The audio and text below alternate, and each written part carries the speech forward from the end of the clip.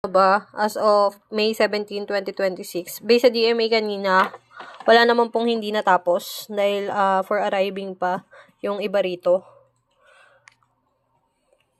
Ito, sa next delivery, nitong darating na delivery pa namin darating. Ang day of tomorrow ay si Tatay Felix. Pending na naiwan niya ay wala naman po. Wala naman pong hindi dumating sa expected delivery. Bali, parcel for pickup na nabawas was yesterday ay 3. Ang nadagdag ngayon ay 4. DSR printed at 9:40. Cash variance, bali ito. Meron kasing work order na dapat 295 pero 280 yung nailagay. So, ipapa-unpin po namin.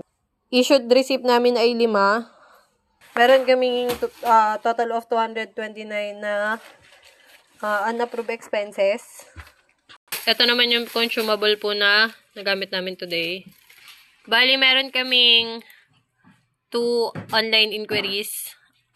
Na-reply naman po lahat at nagamitan din Save Reply sa FB.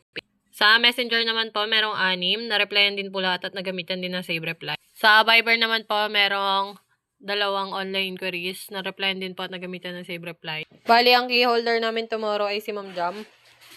Ito po yung store visual namin. Updated naman po lahat. Stock room namin ay malinis naman po at maayos. Nakasarado din po ang mga locker. Nakapagtapon din po kami ng basura.